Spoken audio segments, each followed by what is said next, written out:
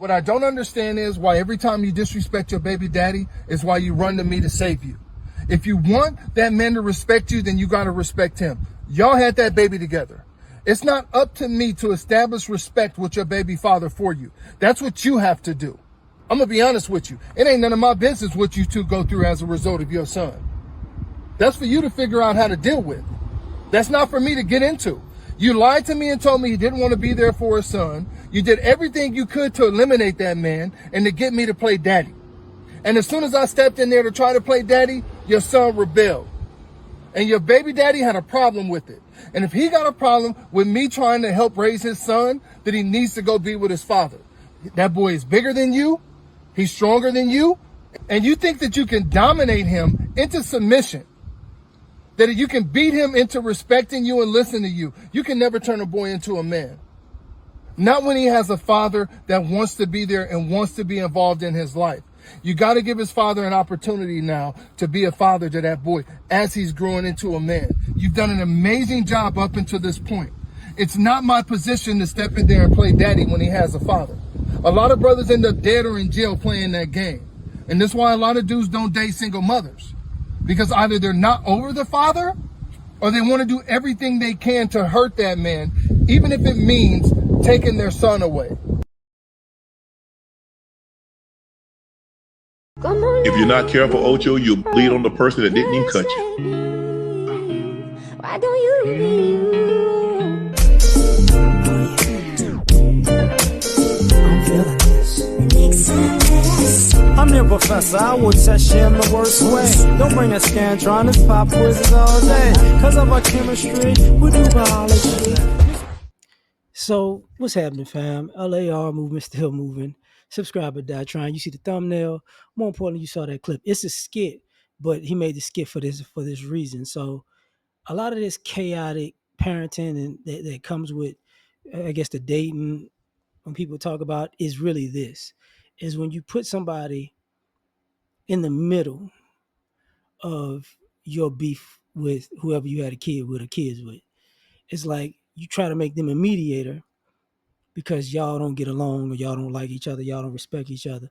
But the problem comes where, like what he was talking about, and I've seen this so many times on social media, because I didn't deal with that part directly, where you try to push, like you push the dad out, and then the new person that you want to put them in the place of the father, and it don't work out, and that's disrespectful, and it causes chaos. Because as a matter of fact, I can't say that, I've been in a situation like that, and me and that ex got into it about it,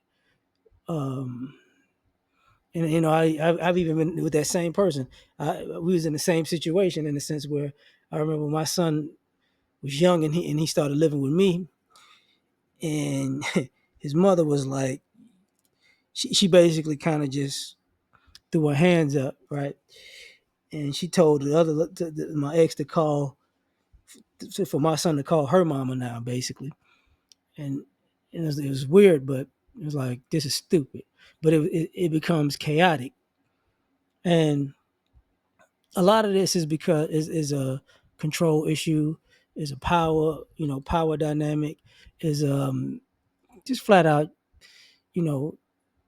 keeping drama going, and that drama spills over into your relationship, because now you're in a situation where as a couple, y'all might not be beefing, but at the same time you're tired of being a part of somebody else's beef. And as he was saying, like, when you get in those situations where you find out you wasn't even told the truth. Like, say you with somebody and they tell you this person over here is a bad person, and then you come to find out that they lied on them. So now everything you did, if you did something, was basically a disrespectful crash out. And you got to sit there and go, I just jumped out the window on this situation and I was dead wrong. So now what am I going to do? And it's like, what can you do at this point? Nothing. Because, from that moment on, it's pretty much it's beef. Sometimes people get over it, but sometimes people don't. And another part of that is sometimes what happens is this is why you see people in countless relationships because you know the other person doesn't want to be the middleman, so that's part of the breakup. Or they find out they was lied to, so now they feel like, oh, you used me to be an attack dog. I ain't with it. That's part of the breakup. And so you wind up new relationships over and over and over and over again until people are just not coming around no more.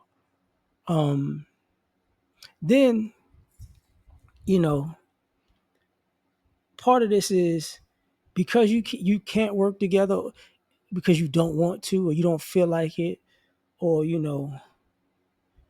want to do what you want to do without any pushback.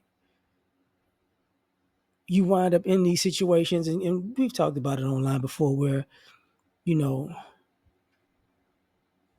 somebody, a new boyfriend comes along and has more access to your child than you do. And if there's multiple new boyfriends, you add up the time all of them spent with them, is all of them collectively spent more time with your kids than you did, because there's this control and beef thing. And some of the dudes could be good and some of the dudes could be bad. So now it's like you get to a point where the kids were like, I'm running this because you don't know what you're doing anyways.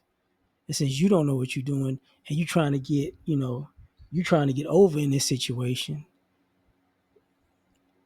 I can manipulate this. Because like when he was talking about, when I tried to play daddy, the boy rebelled. And it's like, because that's the when you ain't my daddy coming to play. Because sometimes these kids know the only reason you playing dad is because you're on team mom, and they won't let me be around my dad. So this ain't even a real situation to begin with. You might be a good dude, you might not be a good dude, but the way it's set up is you're supposed to help. And then, let me add a little something extra on this. You also had that situation where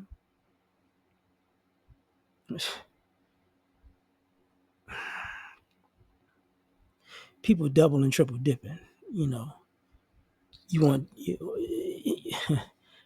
you had a situation where mom is milking the dad, and now she's milking the boyfriend, fiance, husband. So it's like, oh, the dad need to help, with child support, and then so we fight him off. So then you get the money, you get to push him away, and now you're in this relationship with them, and now you helping out with the bills and helping the house and helping the kid, and you're like, wait a minute, what the fuck? Like what? And then it dawns on you, like, this person, I'm helping while they're manipulating the situation. So now you upset because you start realizing, you know, everybody's just a pawn to be used.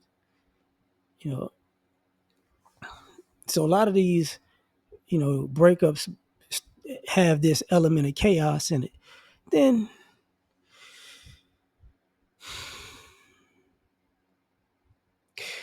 you got to start asking the question: do you still want them or something?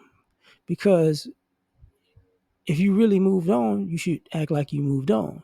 But a lot of times people don't move on, so all of that drama and constant nitpicking and picking and prodding is because you want that other person's attention. And people peep that out too. It's like, why you keep messing with them and they ain't messing with you? Why you keep creating situations with them when they ain't creating a situation with you? What's really going on? And a lot of that is, um, it starts to look like you don't want to let that person go. You get what I'm saying? And then sometimes it's because people can be a punching bag, because as long as you got the family court system behind you, you can pretty much get away with murder. So you can, whatever's going on bad in your life, you can take that out on the other parent. Because, and hide behind the court system. It's a passive aggressive way to take out your frustrations on another person. And the kids suffer from it, but nobody really care. That's the reality. Nobody really care about that. So when it's all said and done, it's just like, it's a joke. But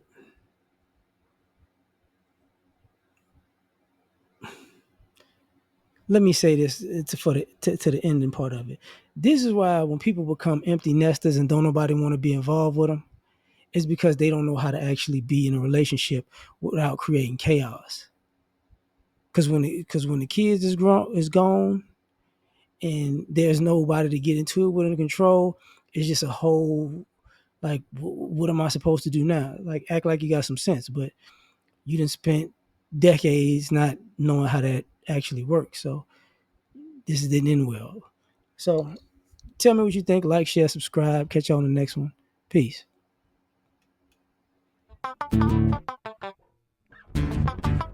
You ever been at the top of the universe?